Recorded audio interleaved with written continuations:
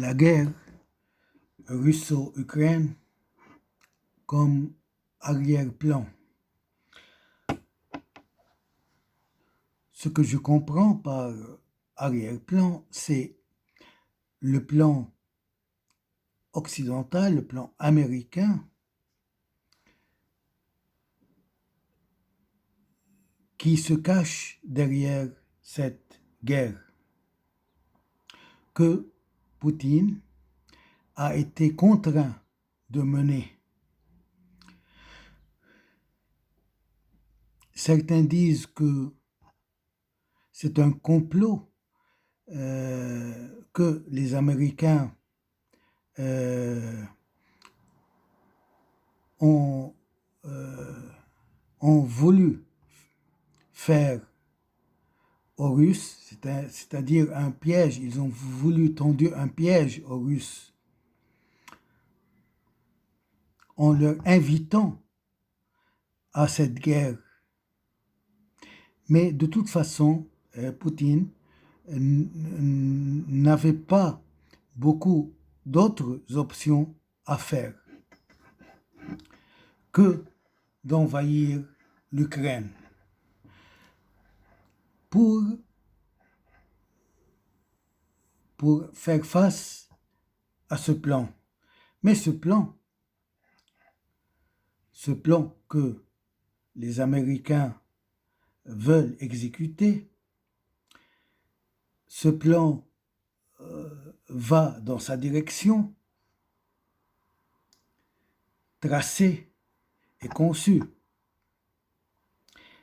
Qu'est-ce que les Américains veulent de cette guerre? Ils veulent faire tomber la Russie dans le gouffre de l'Ukraine pour d'autres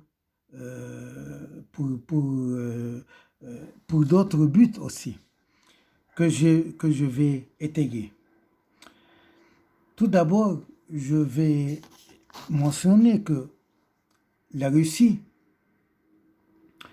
a été envahie par 4 pays à travers son histoire. Tout d'abord la Suède, ensuite la Pologne, puis la France avec Napoléon et l'Allemagne naziste. C'est pourquoi la Russie, historiquement parlant, ne fait pas confiance aux pays européens et ressentent toujours un danger qui vient des autres pays européens pour la détruire et pour aussi mettre la main sur ses richesses, du pétrole, des matières premières. Au fait, c'était le premier but de l'invasion de Hitler envers la Russie. Le vrai but, la première cause de l'occupation hitlérienne était de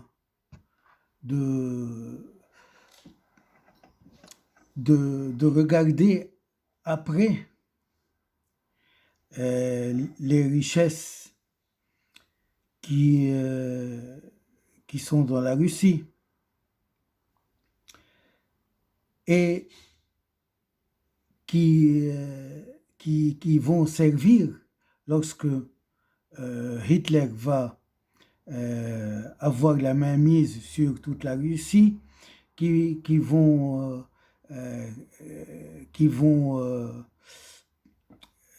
donner la chance à Hitler aussi de contrôler toute l'Europe et presque tout le monde, car il gardera dans ses mains toutes les richesses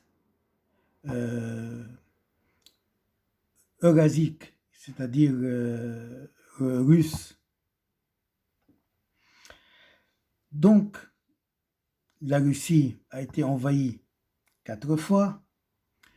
La Russie aussi n'avait pas confiance, avait perdu confiance avec Hitler lui-même, qui a signé un pacte avec Staline et il l'a rompu. Et voilà que après l'expansion de l'OTAN et de l'Union européenne, voici que l'OTAN est sur les portes de la Russie. Donc, il a fallu que Poutine, un peu, au lieu de baisser la tête, il a dû faire quelque chose. Bien que peut-être il croyait aux inconvénients de la guerre et il gardait un peu une chance d'une certaine faillite, mais il n'avait pas d'autre choix.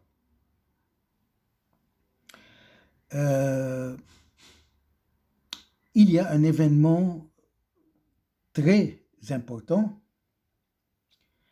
qui s'est passé depuis quelques années.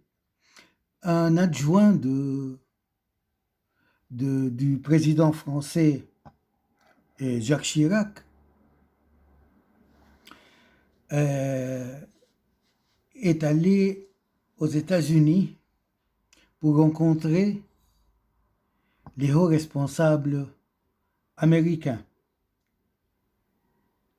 Bien évidemment, il a été envoyé par Jacques Chirac. Pourquoi faire pour trouver un issue au problème du Donbass et de la question russo-ukraine. La suggestion de Chirac était de garder les régions ukrainiennes à majorité russe sous l'égide de l'Ukraine, sous l'hégémonie ukrainienne, mais par contre, il faut laisser, c'est-à-dire les chemins de navigation de la Crimée sous contrôle russe, c'est-à-dire que les Russes peuvent y accéder facilement sans trouver aucun danger. Quelle a été la réponse des Américains? Cet adjoint a rencontré le ministre des Affaires étrangères, c'est-à-dire le secrétaire aux Affaires étrangères américain, c'était Condoleezza Rice. Et qu'est-ce qu'elle lui a répondu? Elle a dit, ainsi, comme ça, vous nous détruisez notre projet dans l'Europe. Et quel était leur projet? C'était l'expansion de l'OTAN. Donc, le projet américain contre la Russie était très clair et très dangereux et très à proximité de la Russie. Et de plus, maintenant, le but d'avenir de l'Amérique, c'est de renverser le pouvoir en Russie. l'Amérique envisage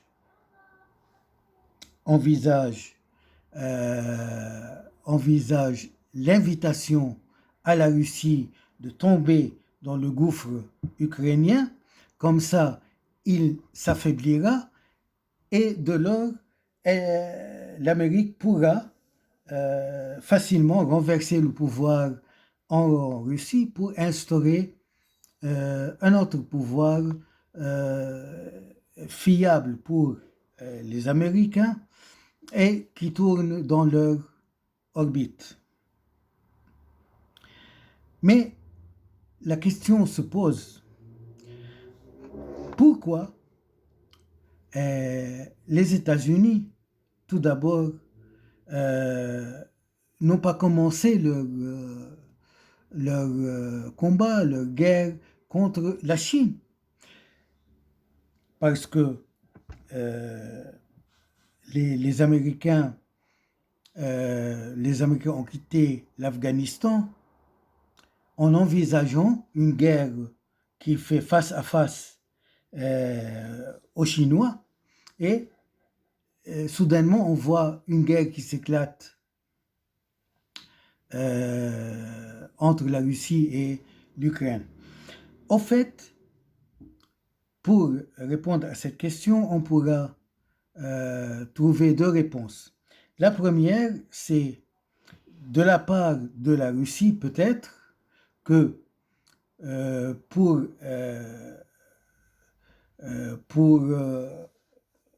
arrêter toute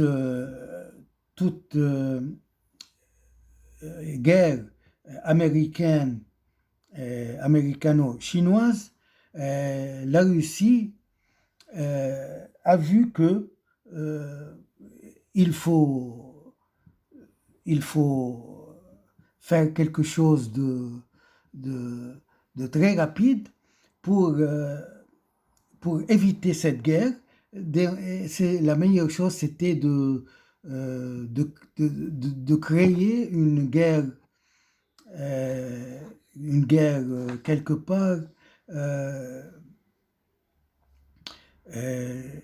qui laissera les Américains un peu dans le chaos et qui poussera les Américains à changer leur plan.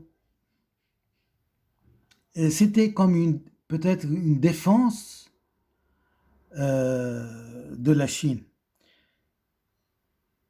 Ça, c'est d'une façon, d'un point de vue, d'une vision un peu peut-être russe. Mais de l'autre côté, on peut trouver une autre réponse à cette guerre éclair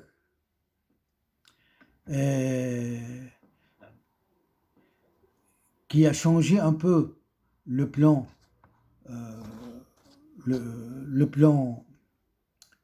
américain. On peut dire que ce sont les Américains aussi, eux-mêmes, qui veulent trouver quelque chose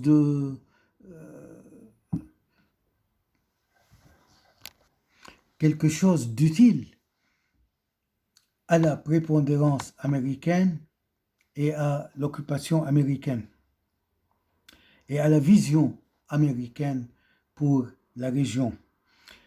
Les Américains, on a déjà dit, ils veulent affaiblir la Russie.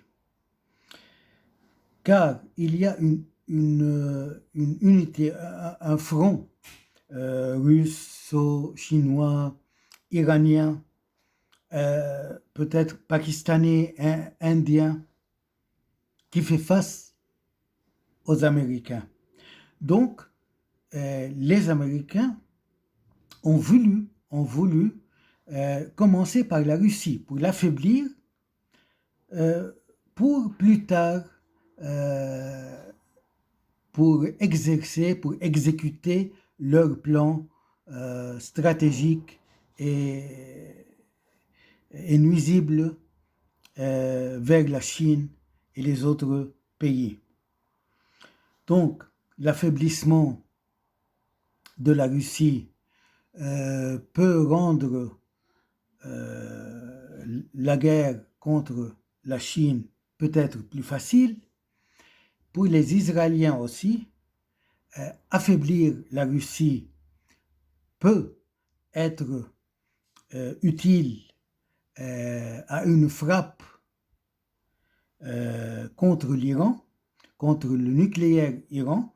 Comme ça, la Russie ne peut rien faire pour aider l'Iran. Comme seconde étape, les Américains, qu'est-ce qu'ils font maintenant? Ils veulent renverser le régime pakistanais. Pourquoi? Parce que le Pakistan est un chemin que les Chinois comptent utiliser pour arriver